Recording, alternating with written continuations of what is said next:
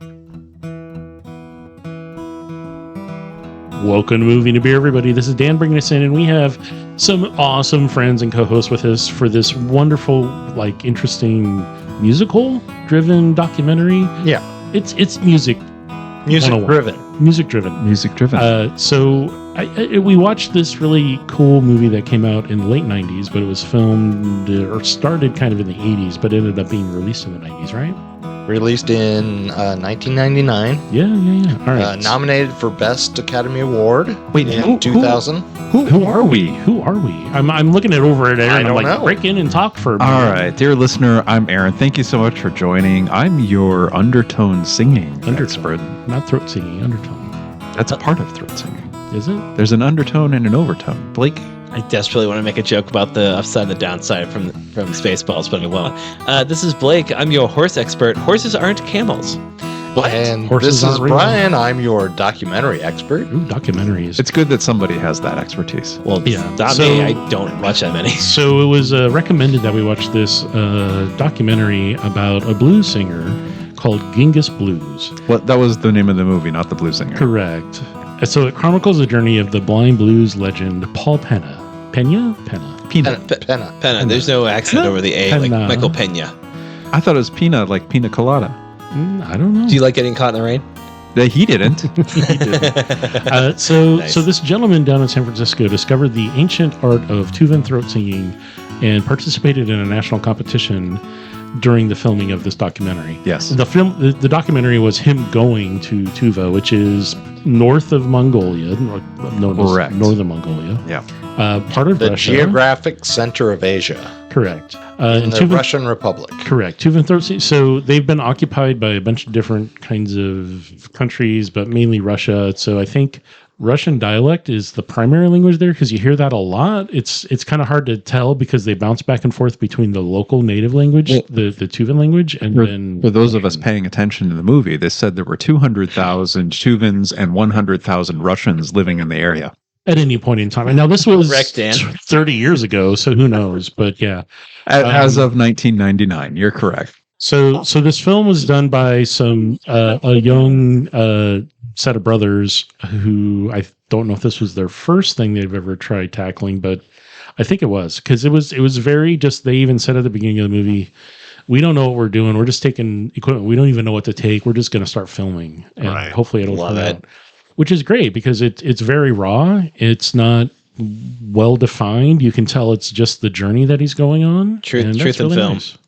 It is. We also drink beers. We did. We had 3 different beers. We had one already predestined, and then a couple that we picked out over at Cerveza earlier this evening. Predestined. I like that. Star-crossed beer. Yeah. even. Ooh, They at least the one that was pre-selected was done based on the fact that this was done in the 80s and 90s, and it is a fast fashion. Which, if you know anything about them from Seattle, they do a lot of retro can art. And this is like a pair of roller skates on a blue can, which is pretty retro-y if you ask gorgeous me. art.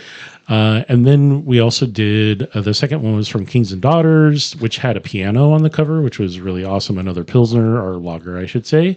A lesson in many ways. We'll talk about that in a bit. Dry-hopped hoppy lager. Yep. And then the third one was a Funky Fauna, and we've had them a few times. They really range in the level of funk that they have, and this was a wild ale with Maracal faux grapes, hibiscus, and rose hips. So I tried looking up what it was, and it's a style of, or a breed of grape that has not as tart of a presence. It's got a lot of aromatics, but it's not as flavor driven. So it's easier to do. We'll talk about that later. So a little more nose than, but well, yeah, we'll talk about it later. We'll talk about that. No, let's talk about it right now. So there's a little more nose. Yeah. Unlike the singing in this movie is really interesting because the main character is a blues musician. Yes. And he's incredibly talented as a blind blues musician. He knows how to play guitar just like instinctively. He can't sight read. He can't look at where his hands are. He just knows how to play. And that's actually brought up by some of the characters or some of the other people that are shaman and some of the people they interview, that he's just naturally got the ability. He's a spiritual Experiences person with the world power. in a more deeper, more Yes. personal kind of way for some particular. In some ways, he's more connected to the world than someone who has sight, who's he has a deeper spiritual connection. Yeah. With some of these shamans. That comes up. But also, in talking about his family background, his father was a musician and his mother was a painter. Yeah. And he was exposed to music from a really early age. I believe it's said he was winning competitions, singing competitions, also from a very young age as well, too. Yeah, they had some photos of him as a probably 7 to 8 year old. Yeah, you're very young. Child just took to it like a duck to water. And from a documentary standpoint, he talks about his upbringing and they show like he learned Tuvan by learning the Russian first, and there were computer driven aids for people that were sight disabled and hearing disabled and stuff, where you could actually get haptic feedback as well as he would pull the scanning reader thing over words, it would tell him what it was in Braille. For our less educated listeners, haptic means by touch through your hands or fingers, usually. Yeah. Not always, but usually. And so there was a scanner he was able to hold that he would like draw and like scroll over a book, and it would use little bumps and essentially pinprick his finger to represent the Braille. To create each letter in the Braille alphabet. Yeah. Yeah, And so he there was no Tuvan to English dictionary. He actually had to kind of triangulate through a Tuvan to Russian dictionary and then from Russian to English. Man. Which is an incredible, like, that's even more impressive because he impresses a lot of the locals, the natives. And he first learned this fairly late in life unknown way of singing by listening on a shortwave radio that gave him broadcast from Central Russia. Right. I was going to ask a little bit about this because it seems like this is a musician who had some level of success. You know, he was receiving royalties. I don't know if we want to name the songs that people might know or not, but okay. Well, I mean, he was Dan play the whole song in the band for B.B. King, John Lee Hooker, and T-Bone Walker. Right. If you know anything about blues, blues are really, really big. He knows how to play and sing with them. Yeah, so he's a talented musician. And then he knows what he's doing. He had his own solo record that didn't really hit it. Right. But one of the songs was Big Old Jet Airliner, which Stephen Miller covered, and it blew up. Right. So, but he actually penned that song. Right. And they play that version in the movie, and I was telling Brian, it's got a lot more soul, a lot more just like feels more danceable, like just more to it. I feel like I love the Steve Miller Band version, but this one's so much meat on that bone. I love it. I mean, having traveled to Europe and or overseas, I struggled myself being fully abled, and I can't even imagine. And he talks about this. It's like I don't know where I am at any time. I'm trusting. He's disoriented always, and he just needs to have trust in others.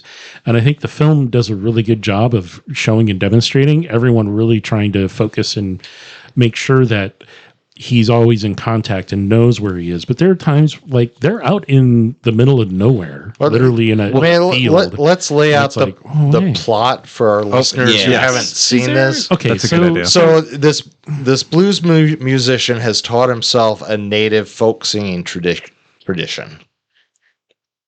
And this tradition happens to be in one of the most remote places on Earth. Right. Mm-hmm. And so the film is him traveling to that place to be in a contest that happens every 3 years to name the best singer of that style. There's 3 different styles that are represented primarily. Yeah. But once every 3 years, local throat singing competition in was it Kyrgyz, kind of north of outer Mongolia in a pretty Siberia is. I mean, it's part of Siberia. Yeah, it is. And to get there, he had to fly from San Francisco to New York to Moscow, get on a smaller plane and fly to some place, and then drive. It was a 2-day trip. Yeah. So this is how remote this is. And so there was a famous kind of explorer towards the end of his life, actually a scientist who decided towards the end of his life, I'm going to go to a place that no one ever goes. The physicist. the physicist, and he wrote a book about it, and that was also kind of brought up multiple times. From That famous physicist that none of us remember the name of. Richard Feynman. I told you Aaron. guys. I was mostly teasing Dan. Okay, all right. But yeah, so there's context to this for those that are well read and know and or have heard of that book. Check it out. Tuva or Bust. Tuva or Bust. So it's going to Great title. one of the most remote places on the planet just to experience it, because he had heard about it and was like, you know what, this sounds like something I need to do, because people who live, and they even talk about this in the film a bit towards the beginning, the history and kind of the context of where the people are today, where it's been Russian occupied or part of Russia for the Republic for a long time, as Siberia has, but they get 50 below in the winter and 110 in the summer. Like it is extreme everywhere because you're in the mountains, and it's not a friendly place, and they're very nomadic. They take their flocks of sheep and horses and things to where the grazing is. Right. And while there are cities, obviously, and there are, the things that make society what it is today in what we would consider current culture, it's still very what we would call third world. I mean, it's very limited in your not a lot of electricity or plumbing. As of 25 years ago, almost like no the Starbucks. Advent of the cell phone, like I don't know how much may have changed things there. Yeah. But I do want to say, our I don't know if it's right to say the word protagonist for a documentary, but our subject, maybe that's Paul. It follows his story. I think protagonist is fine. Paul Pina. We're rooting for him, right? Virtually the whole film. Mm-hmm. Correct. Yeah, he's very sympathetic as a character, and I think part of what sets up that sympathy is to see how the life he has in Los Angeles. He's fairly isolated. San Francisco. Oh my goodness, San Francisco. You're correct. We got to kick Aaron off the podcast now. Yeah, and I'm wrong about everything, but he's isolated. He can go to the corner market, and that was they say he can go to the corner market by himself because he knows how to get there. And that's the only thing he can do by himself. Yeah. But then to see, his life is so enclosed that he goes to the shortwave radio just to expand his life. Correct. Mm-hmm. Yeah, and this is pulling on the thread of where I'm going, Brian, because you're right.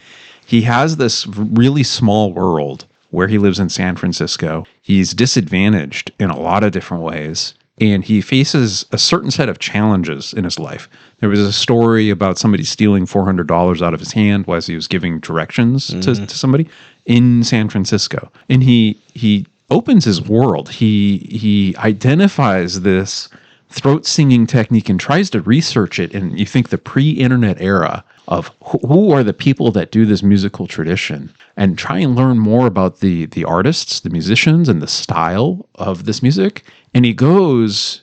It eventually came down to he's at a record shop, and one of the guys, a world music record shop. I think then that shop owner was part of this group that was like interested in tuba because of the throat singing. So just after him talking to so many people, happened to find someone like, oh, you want this? And then finding there was a DJ, a radio show host of a world music, Mario. Yeah. But Paul Pina, he seems to exchange one set of difficulties with his San Francisco life for a different set of difficulties in Tuva. Like in Tuva, he speaks some of the native language, but he's not conversant, really. He has more difficulty communicating, more difficulty getting around, but he seems to be more accepted, more easily connect to the people that are there. Mm-hmm. He seems to be more appreciated, frankly. Even though that also presents some problems because he is kind of mobbed. Right. And, being a sightless person, like there's a lot of stimulus that you don't know who is grabbing for your hand. You can't see they're smiling, they're happy. Right. You just feel this touch of 100 hands on you. Yeah. And if your usual experience is somebody's stealing $400 out of your hand and being solitary, that's got to be an amazing thing. And touch starvation's a thing. Yeah. And I mean, my opinion of why this documentary is so successful is that it's showing us not one, but two ways of life that are very unfamiliar to most viewers. Vast majority of us, yeah. I don't know what it's like to be an African-American blind musician living in poverty. Right. And I also don't know what it's like to be a semi-nomadic musician from the steppes of Central Asia. Well, let me tell you all about it. And for me, that's fascinating. And then finding this almost magical way that those two vastly different cultures that I don't know about, and they can somehow combine. That's the magic of this film for me. Well, I think there was an appreciation and validation in both directions of the Tuvan people experiencing this interest from what is a fairly successful musician to learn about and then learn to perform in their tradition, but then also for this musician too to have an audience that is so appreciative and so engaged in the performance that he's giving. He really talked about that a lot. I mean, they had a mic on him a lot, and there was a lot of voiceover after the fact, probably post-production, where he wanted to just add in, I was so nervous. I didn't know what I was going to do. Right. And then the first performance he was going to do at the competition, he was told 5 minutes before he goes on, you can't do that song because that guy's in jail. The writer of the song using the cover. Yeah, it would dishonor the people to sing it because the guy's in jail for whatever reason they didn't really get into. And he's like, he was a I'll dissident. Just get up there. He was a dissident. I will just get up there and do whatever. Well, I think they were saying he's just going to go up, and just apologize. Like, I'm sorry, I don't have anything. And then it turned into 15 minutes with encore requests of him to just keep performing. And his guitar string broke, so they gave him a traditional instrument. God, that was so cool. The implication was he had never touched that instrument before in his life, and he played a song with it. Right. And it looked like a 3 or it was 4 flowing, string. yeah. It didn't look like it wasn't a traditional 6-string guitar. Yeah, it was like a 3 or 4. I mean, it's like if you know how to play guitar, you're like that does, all right. That also, it speaks to his talent. The frets, and I just know there's certain keys you can just. I mean, it's not hard to figure it out, but there's some transferable skill, Dan. But let's not get carried away. There was a longer neck, a different number of strings. Correct. And you don't know if the strings are made out of the same probably material. Different. He's also in front of an audience. Yeah. Well, I mean, he can't see them, so. But he did have stage fright there, which might be like he's in a different place emotionally. Correct, and he was, because if you're depressed enough, you're not going to feel anything. You wouldn't feel stage fright but if you're healing and you're more receptive to your own emotional state, well, then you might notice that stage fright. And I think that was a healing trip for Paul Pina to be in a different environment where he was engaged, he was learning. Well, one of the also appreciated. One of the not lower points, the more challenging, emotionally challenging moments was when they come across one of the. And I'd love to talk about how the structure of this documentary is made, but one of the lower points when they realize he lost some of his medication he needs.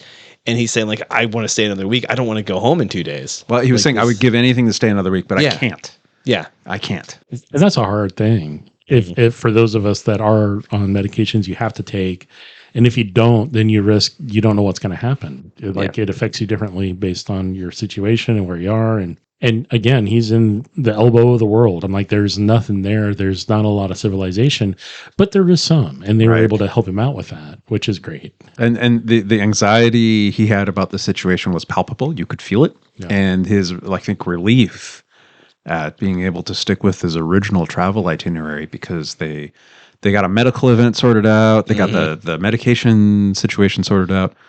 Having done a lot of travel, I know there are many things that will not go according to plan. You need a certain level of flexibility to be able to just operate, especially in a place like a remote region of Siberia, or the most friendly new best friend tour guide in I don't recall the gentleman's name, the famous throat singer that he met with. Andar Kangar Ol. Yes. Yeah, Andar, yeah. Brian, I think, said the phrase he just radiates joy. Yeah, so a quick aside, I got to see a initial screening for Academy consideration of this film. And Kangar Ol was there along with the 2 directors. Wow, that's so cool. And in person, the Tuvan, he's the national artist, Kangar Ol. he radiates joy. I mean, you can see it on the screen in this documentary, but it's authentic and it's in person. That's so cool. It was one of the amazing moments of my life for sure, which is why I recommended the film. Yeah, I'm glad you did. This was an enjoyable watch. Yeah. So I've got one question for you guys. I'm going to tee it up and ask it. So we did mention earlier that this feels like kind of a very rough film. Kind of some parts of it are kind of production value is maybe a low little, production value, kind of first effort type film. Right. And I think that is accurate. I think the two brothers who made it, they even mentioned we have no idea what we're going to shoot or how we're going to do it. They shot it on high 8, which is actually not a professional type of video. It looked really grainy a lot. And my question to you guys, did that really matter? No. What was this a successful documentary or not? I think it helped it because it made it more real. It didn't feel fake. It didn't feel fake Hollywoodish. It didn't feel like, oh, we have a big budget, we can blah blah blah. No, it felt like we're just traveling with this dude. We have our cameras, we have a few audio people helping, right? And we're just going to capture what we can. I was thinking a little bit about this, and I was thinking if they had a high budget, if they were able to achieve like a higher production value for a lot, that might have distracted them from the story. And it might have distracted them from what the journey of our protagonist was and the kind of emotional weight of all of the things we're seeing on screen. Because they didn't have that extra budget to try and do anything too fancy, they had to stick with what does this trip mean for the person taking it? And, what is this artistic tradition that, he's bringing with the blues and that he's learning with Tuvan throat singing. So I think to answer to that, Brian, my vote would be no, it doesn't matter. I don't think it matters. I do think I don't watch a lot of documentaries, but a lot of the just, stories I've taken in, I almost wish there was one more pass in the just editing of the story because we get it felt very, not paint by numbers in a negative way. I agree with everybody. I think it worked really well being so bare bones first film. But there's a lot of moments where I kept catching this feels like what you teach in class and then you apply immediately. The way that we hit the really sad points all at once. And then it just felt like a roller coaster ride of, all right, well, I know exactly what's going to come. We're going down this valley. Now I know we're going to go to the loop-de-loop and now we're going to go back up and cool. And there we are. So you could tell. I didn't get lost in it. I kept catching myself. Okay, here's this part. Okay, here's this part, which is not a drag on it. I wasn't fully invested like I hoped I would be. You felt kind of like there was a 3-act structure and that made it feel a little artificial. A little bit. Yeah, is that kind of where you're going? Yeah, okay. Yeah. But if that's what really that's happened. a more succinct way to put it for me. Thank you. But if that's what really happened, though. I mean, I don't know. Who knows? We don't know if they edited it down to how they did it. I will say one choice that I'm fairly certain they made that I respect is that they did not go into all of kind of the negative things that had happened to Paul Pena or Pena, whatever his name is, Paul, to Paul until at least 20 minutes in. Right. They set up his love of this music. They didn't go into his isolation really. They kind of let that exposition slowly fall into the story after you got engaged with, wow, this is fascinating. This guy taught himself how to do this traditional throat singing. Right. And just hearing it. So it's I've met a few musicians who don't know how to read music, which in this case would be the case. It's all by ear. Mm-hmm. It's all just, he's probably had people, he's played with some really incredible musicians. So you're going to pick up the patterns and the what they do and how they do it and the specific nuances of how to express. And if you're just intuitive in it, you're going to really adapt to that really quickly. And obviously he has. He sat there and literally the first performance he did, he just sat there and he was trying to compose words into throat singing, saying thank you for listening, and welcome to using his vocabulary of 50 Tuvan words. Yeah, that's literally what he said. I know 50 Tuvan words, and I know how they work if I do it in this style of throat singing, because he'd practiced that prior, but he just literally just got up there and just made something up. And that's everyone in the crowd could tell, but this was raw and real. It wasn't okay, that's more than amazing. And they to loved us it. I was so stoked how much they than loved it. playing some song that's already been done 20 times already that night. So, It's a different skill to be able to write music and play extemporaneously as you're Right. Yeah. Improvising. Improvising, Yeah. blues and jazz, it's a lot of improvisation. You know Yeah. the basics, you know the chords, you know the progressions, and then you just play with it. You got your 12-bar blues structure, and you're going to improvise over it. You know, tell the bass player to take a walk.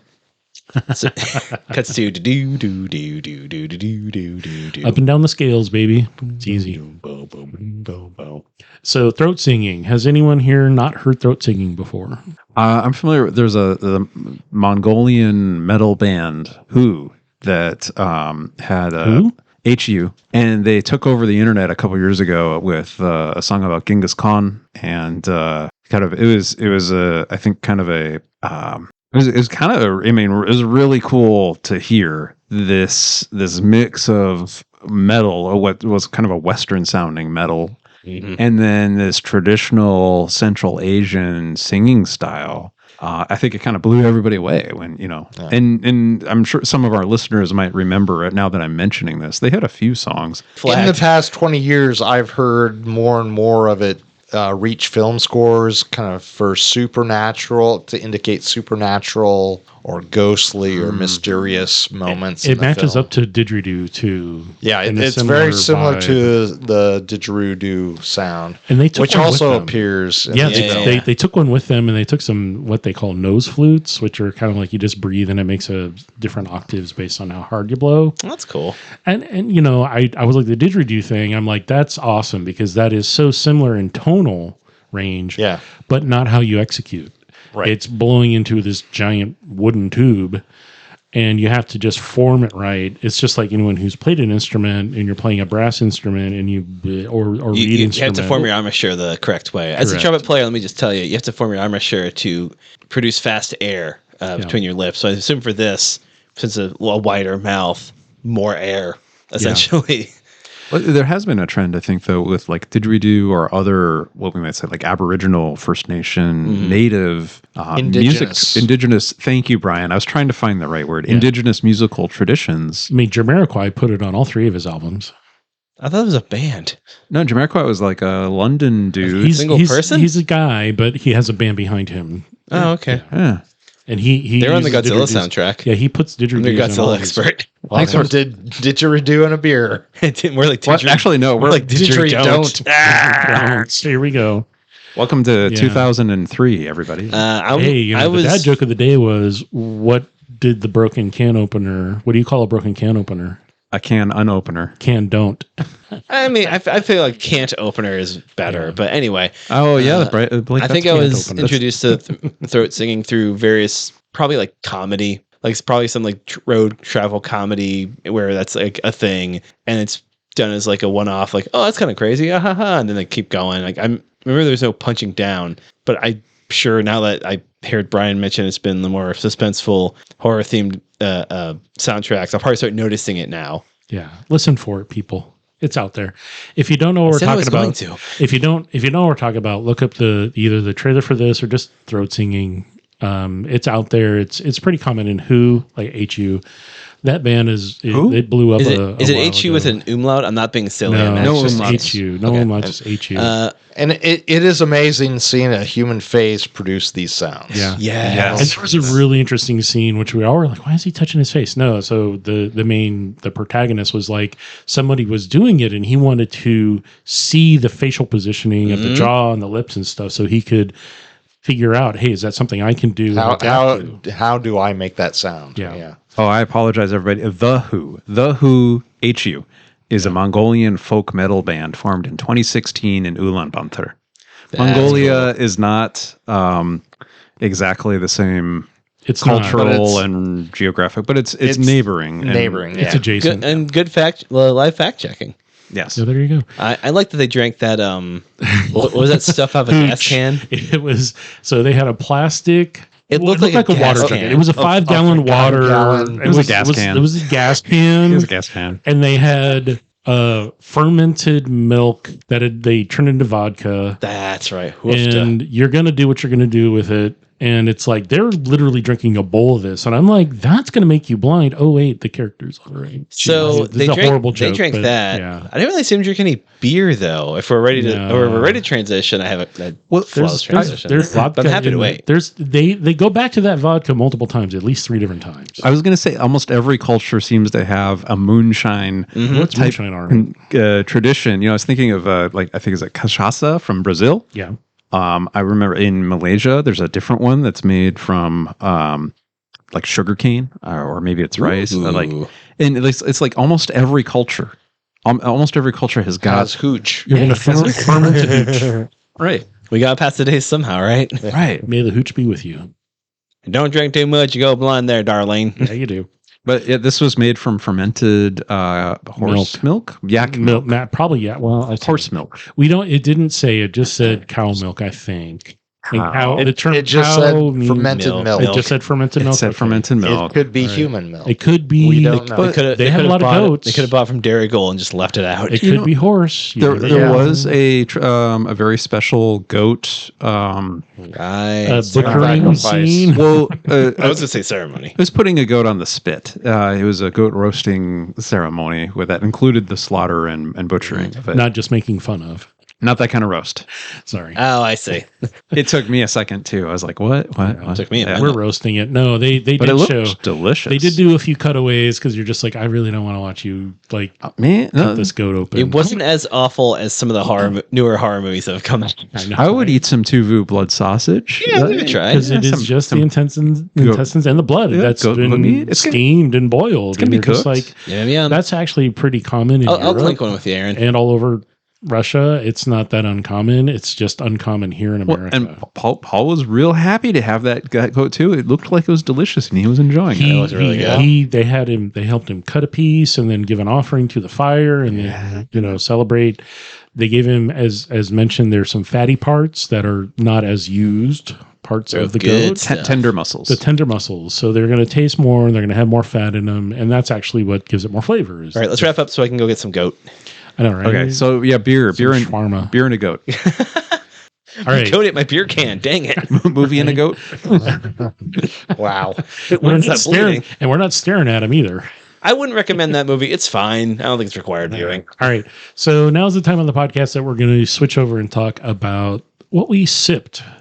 And this is only an hour and a half ish, maybe hour 15-ish. Yeah, we had to 88 minutes. We split tall boys between the three of us, and we had 3 beers because we wanted to try a couple of different things. We had to drink these fast. Yeah, So Dan made Aaron drink it fast. I know. he got I was mad not at me. ready. He's like, I don't want to drink it fast. All right, it's all good. No peer pressure. No Mine peer kept pressure at vanishing all. really quick. Like, oh, dang. All right, so thank you for hanging out. We're talking about the movie Oh, you're welcome. Genghis Blues, which is a great documentary. Check it out if you haven't. It's about throat singing in the blues and somebody who combines them in really great ways.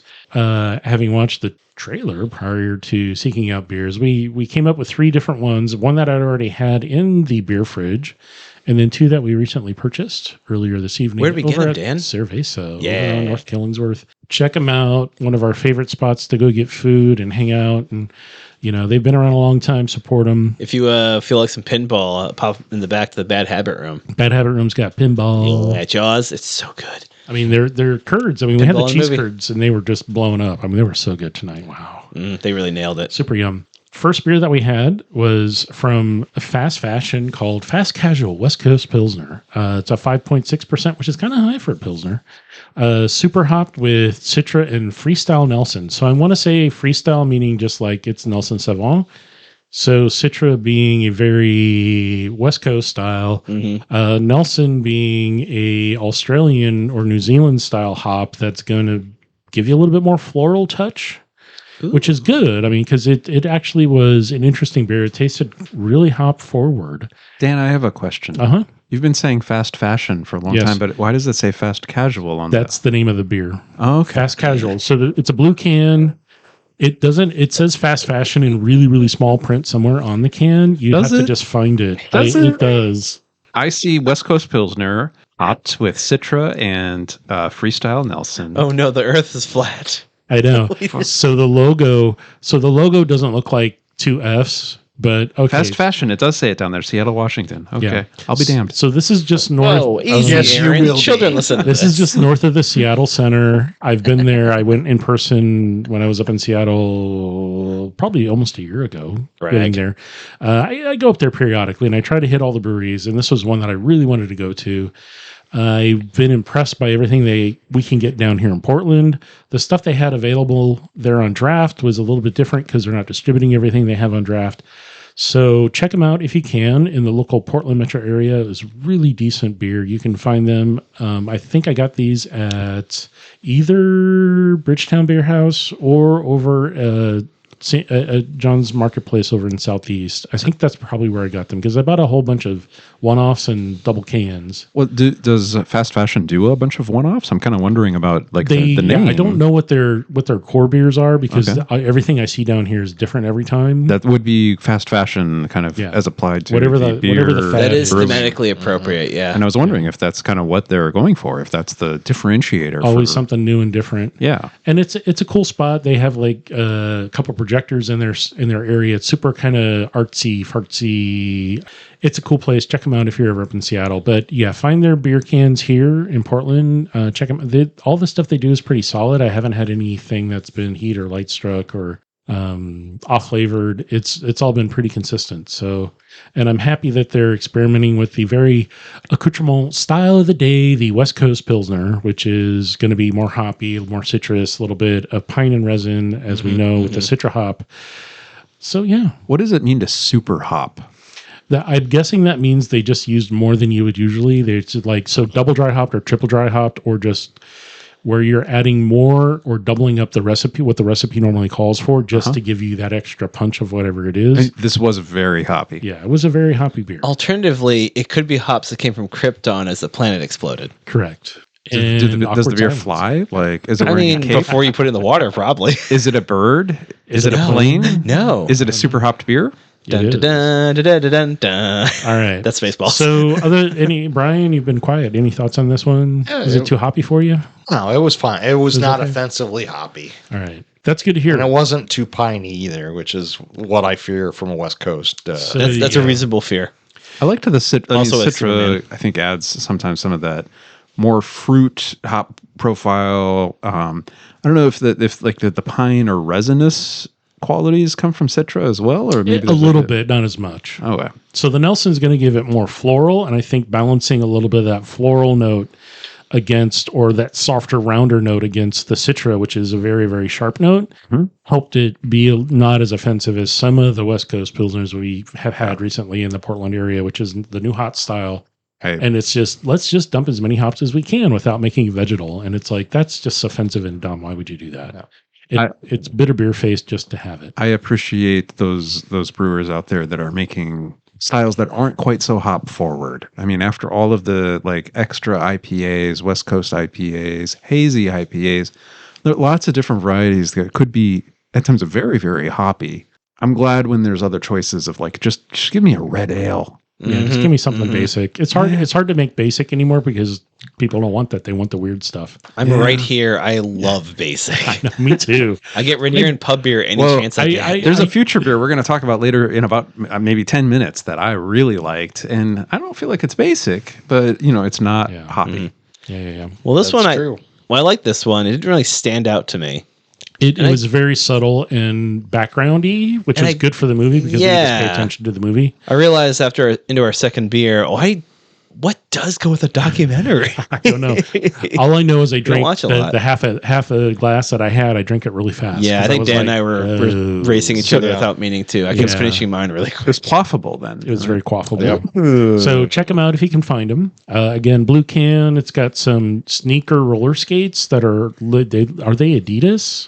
Well, these have 4 stripes, and Adidas famously has 3. Yeah, and I'm sure if they put 3 stripes, they'd get sued. Yeah, probably. Adidas So is not as chill as you think it is. my It imagination may just be is developed for the can. for the can itself. Yeah. So not probably just artistic license. Oh, yeah, but sneaker roller skates. Sneaker roller Cool, skates. thick Old school. laces. Yeah. All right. So any last thoughts on this one before we move on? These roller skate shoes would break some of my bones if I tried would. to. Which ones? Several All of them. Which bone specifically? His All- pockets. all 800 of them. Oh, that's a rough one. All right, so moving on to beer number 2. So we had a Kings and Daughters lager called A Lesson in Many Ways. So there's a lot of material that I found online. I don't know how much of that. Oh, there's a lot of copy on this. Oh, I'm not going to read all that. It's 4%. Yeah, this is when we reveal Aaron can't actually read. It's featuring raw Pilsner malt Casey's and a special stepmom. line of Lorien Yes. hops from They Indie played in Farms. Stockholm. Okay. Blake, you read it. So Casey's Casey's daughter, mom's got it going Casey's on. stepmom Nance. I Here we love go. that song. Casey's mom's got it going on. I broke Saying the I'm going to line. try to sing the music. All right. All right, read the can, Blake. Deplaned in Stockholm. Casey's stepmom, Nance, deplaned in Stockholm in 1963 and quickly discovered that hardly anyone spoke English. She enrolled in an art class in an effort to learn the language, wrong class to do that in, not even knowing if she could draw. In art class, she realized she had no idea what she was doing and couldn't understand the teacher. Nance looked at what other people were creating and decided to attempt a simple piano etching on copper plate. She spent a year in Sweden learning the language and discovering that she was an artist. It was a lesson in many ways, she told us about this challenging and creative chapter in her varied life. Hops, Indie Hops Lorien, cover art by Nance Carter, 1963. Yeah. Lager by Kings and Daughters Brewery. Please recycle. Get high a. Yeah, I'm just reading out states now. Oh, wait. Is there Swedish on here? No, it's just No, it's it's the- the shorthand for State of state. Brewery. Connecticut names. He's done this before, and it's funny. All right, so I think it's Connecticut, Hawaii, Iowa, No, it's pronounced Kits- Maine, Massachusetts, New York. I won't Yeah, continue. give I can me barely your read 5 French. cents. What do you Thank think? What do you think I'm going to read Swedish? Yeah. Je suis an American. So we- Anglophone I American. don't speak Chinese. We split a tall boy of these. This was something y'all picked out because it has a Just piano one on it, and it's a great label, and it's a great. The name alone is really interesting. The name is a lesson in many ways. A lesson in many Yeah. ways. Like, which that's a which little- matches the film Yes. Oh yeah. very well.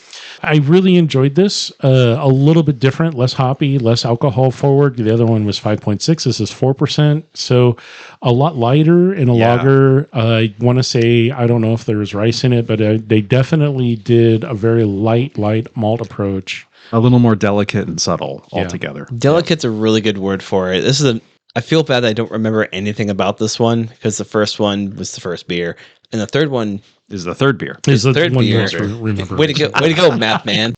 No, but there's a lot more going on with the third beer. So this one, I'm looking at like I don't recall anything about this. It was a little watery. I mean, Thin. a little thin to me. Yeah. But I would say it also went really well with where it fell in the film because Yeah. that was kind of where Paul Pena's adventure was at its height. Everything Yeah. was really going well. And you could just be there and celebrate with him as he drank his vodka and his champagne. at the riverside. getting splashed in the river. Getting splashed in the Yeah. river, joking around with the Ondar.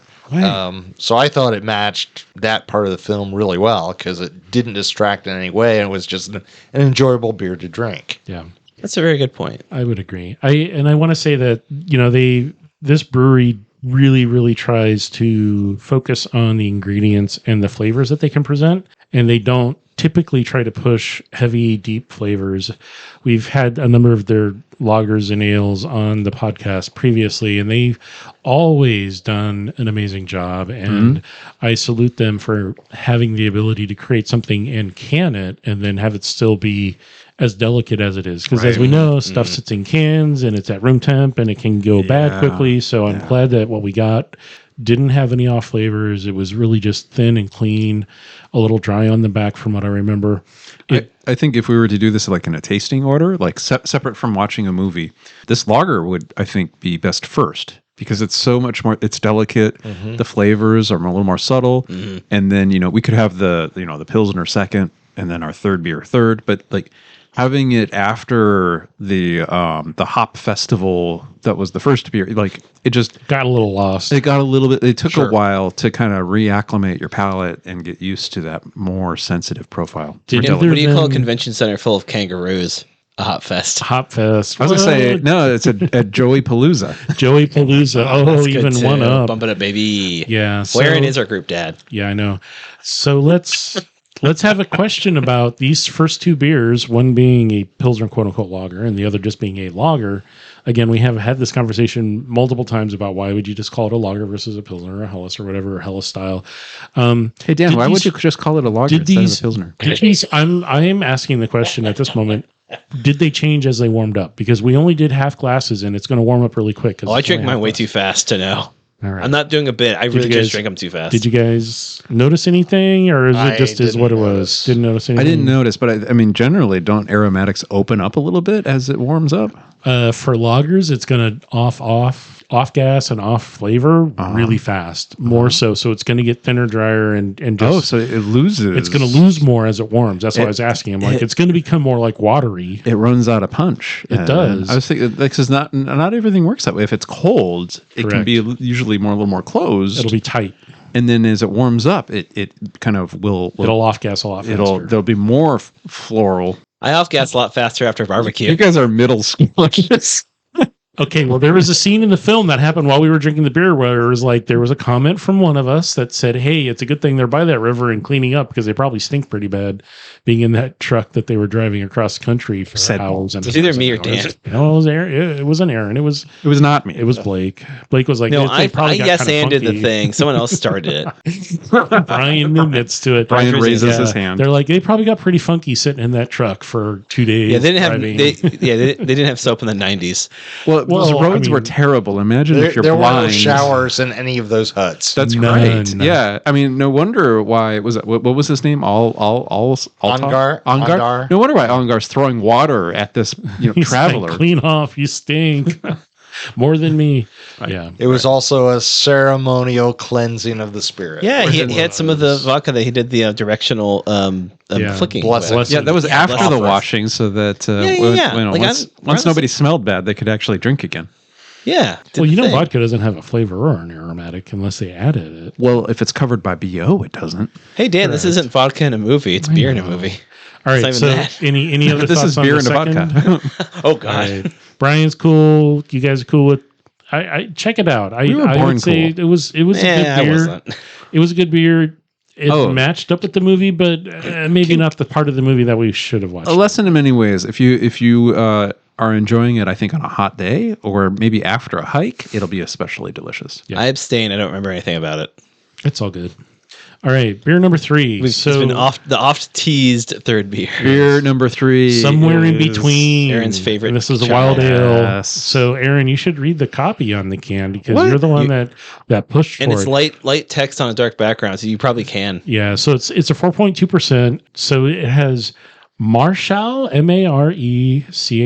Marechal, Foch grapes. FOCH. With hibiscus and rosehip. Yeah, so this is actually a fairly gentle beer. I was expecting it to be a little bit more robust and up in your grill, but it was none of those. Brewed and canned by Funky Fauna Artisan Ales, Bend, Oregon. Which is out of Bend, yeah. Yeah. Saison-inspired wild ale, brewed with 100% Oregon-grown malted barley and hops. Fermented in oak with native wild yeast and conditioned in seasoned used Marechal Fox grapes from Terrebonne, Oregon, hibiscus, and rosehip. Terrebonne, I'm very familiar. Keep it funky, friends. Yeah. I like to get the comment there. That was a good call. Keep it funky, friends. Yeah. So this was, I was expecting it to be a little bit more tart and funk, and it was actually kind of restrained, which is nice. Yeah. For sour beers to be able to control that and hold it in and be like, hey, we are made in this style, but we don't want to get super aggressive with it. Or carried away. Because then it's just like, then your taste buds just get hammered by that, whatever it is that's driving it. And this actually, you could taste all the different nuanced flavors that were included with it. So like you were getting a little bit of that hibiscus. Yeah. That was there a little bit of rosehip. Yeah, the floral and the rose on the front, and then it just kind of gently got a little funky and tart on the back. I know that at least Brian's not a super big fan of sour beers. Oh, I love and he's shaking his head. He's like, I don't like this. I'm sorry, this wasn't for me. It's an audio medium. What do you think? Okay, well, I would say that not a fan of the style, but this is one of the less objectionable ones I've had as a sour beer. Mm-hmm. And I would also say that, I was expecting something a little more funky given the description of a wild yeast beer. Yeah. Well, and these like meeples they've got on the can. Yeah, like can look like furry ghosts. Yeah. And It's kinda I would maybe- agree it's well named. Somewhere in between. It's not your most funky, wild, sour beer, and it's not water. So Yeah. it's somewhere in between. It's not hop water. This It's ain't your not hot water. This ain't your grandfather's sour beer. That's right. No, it's not. And we've had some pretty funky sour beers on the podcast, and we've had them over time. I would say if you have the opportunity to check this brewery out, do so. They're down in Bend. They're really amazing. If you can find this can here locally in the Portland area at one of the finer bottle shops, give it a try. If you're not terribly into sours but want to explore and kind of expand your palate a little bit, this is a great way to do it because it's not going to be super funk. It's not barnyard at all. It's just tart from the lactic sourness from the fruit, but not too tart. But not too tart. Not like it doesn't dry mouth you out. puckering. Yeah, it doesn't have that level of acidity that a lot of them do. So it might be a blending of styles between like a saison and a sour beer, and the way that Paul Pina was able to blend between Congar Oles, throat singing, and the American blues tradition. Very much so. That's a nice segue into what are we going on to nice next. callback. Yeah. Good callback to the movie. So I want to say I really like this documentary. I've seen a few documentaries that were super boring. We've watched another documentary, but was political. I'm surprised Dan's eyes haven't fallen out of his head. He's Yeah. Oh yeah, there was that one about the boys' school. Yeah, well, it was That one was the good. Texas political thing. Yeah, called I Boys- liked that. It wasn't Boys Town. It was something. I No, missed it was it due Boys to work, Town. but it was a fun It was listen. Boys Town. Yeah. It was Boys Town, and then I guess there was a follow up called Girls Town. Which we didn't watch, and nor I don't know if it's even out there to find, but interesting political take on society where we are. Like so, what is politics and how do they work? so how much influence, or say how much validity does this movie have today, considering how things have changed over the last 20 and a half or 30 years since this was made? Parts Would of it it have the same impact today if it was made today? parts of it are dated. Yeah. Parts of it are dated. But I do think there is an ongoing awareness that we're all richer and better off if there are multiple cultural traditions that are preserved and like languages. There's a quote, I think it was Haruki Murakami, Japanese author, who said, "Every time you learn a language, you become human again." And I might be totally misattributing that quote to somebody else, but the idea that there's a different understanding of the world and a different understanding of everything in it, and that it's worth preserving and worth understanding because you can see things in a new way and in a new light if you There's a lot of languages that, hey, we have a phrase for that. right. And that's not a translatable phrase. It means this, this, and this, and this, but directly you just have to understand the language and how the language utilizes these phrases or combinations of words in a way. I mean, it's slang. I mean, Right. us people in America have a lot of slang, and I feel sorry for anyone coming here to try and learn English Or because there's idioms. so much, I'm being so good and restrained by not saying all the slang I know. all the slang. So one of my favorite You're examples is in Norway. So we've got two categories here for like plant foods. There's fruits and there's vegetables, right? Mushrooms we kind of ignore as a different thing. They're kind of grouped in with vegetables, right? But fruits and vegetables for the most part, right? Well, Norway has three categories. Wow, brag. They've got fruits, they've got vegetables, which they call green things. Blake, eat your green things. Never. And then they've got a third category that they call root fruits, which are things like rutabaga, See, now you're talking my parsnips, language. Carrots, potatoes. yeah, and they're things that you put into the oven and slow roast, and they become caramelized and sweet. And so, like, there's a whole That's cuisine and cook way of cooking about it and thinking about this that's so different from us. My other favorite example is that there's a word in Korean that's just one word, but it's for an entire concept of undergoing a smaller misfortune or calamity so that you kind of prevent a bigger, worse thing from happening to you later. And so this is the word of a defeated and oppressed people, because Americans are so optimistic. We've been so successful for so long, it wouldn't ever occur to us that you could have a first problem or a first calamity to ever forestall something even worse from happening later on. We're about to learn that lesson sometime very soon. Oh my God! Here we go. I know. True. Now the real podcast begins. It makes me think about the German word Schadenfreude, which is taking pleasure in someone else's misfortune. Yeah. Which it's a joke in Community where the main crew is going up against some German students, And when the German student says, ah, ha ha ha, I wish there was a word for how your suffering makes me feel good.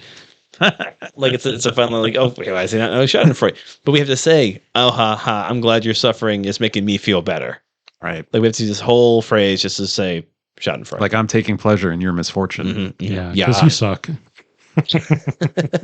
All right, so we kind of got a little off track there, but no. So Never. check this movie But out. Dan, your question was if this movie would hit the same way. Would it hit the same way today? And I want to say they would have filmed it on an iPhone, 2 iPhones. They would have had some. they would have had some like handheld camera thingy. I don't know. A GoPro. I would Do say it on maybe an the iPhone. technology of making the film would be different, All right. but the fundamental of this film would not change because this is a film about A journey. really one man's personal story and his journey, and about cross-cultural exchange, which I think we've already discussed. That is a valuable thing at any age. Yeah. Yeah. The So- movie's heart would still be its heart. Yeah, All right. Agreed. So check it out, even if it does get remade.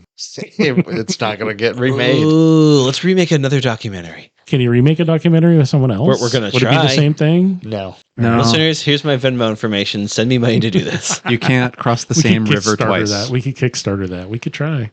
Anyway, so thanks for hanging out, everybody. It's been an interesting film and an interesting set of beers that we tried tonight. And as always, the opinions expressed during the taping of this recording are those of the hosts. Please imbibe with water. Please, my friends, if you hydrate, please be sure to dihydrate. Yeah, because you will. This No. is it's well, it didn't. Well, then feel, you're not getting blessed by vodka. You bless yourself with vodka periodically because that is something everyone. Brian should doesn't do. get to. He doesn't want to. Yeah, I mean, you could do hand sanitizer because it's basically the same thing. Throw You just sanitizer in your eyes. lick it in different directions and then be This one is with the nature and the devolved. universe. Drink your water. Drink your water, damn it. All right, so thanks for listening, everybody, and hanging out. This is the end of the podcast, I guess. Oh, well, thanks for joining us, listener. This is Aaron signing off. I just want to say I am so happy and heartened that there are people like Kangar Ol Ondar out there in the world that, radiate joy and have peace. Like, that just makes me feel better about the state of things. So be that person or find that person and join us next time. And with a different energy. Aaron was looking at his phone. That's why Dan had to stall for a second. I was like, what are you I'm just doing? going to tattle. I wanted to make sure I got his last name right. That's a good call. This is Blake saying bye. And this is Brian. Thanks for sticking with us. Watch documentaries. Yeah, check them out. They're all good. Thanks, everyone. They are not all good. Yeah, fun, good documentaries. Wasn't there one about penguins that everybody loved? Yeah, March of the Penguin. March of the Penguin. Overrated. Bars of the Penguins is fun because Louis Black's the narrator. Wondering where my strength is going.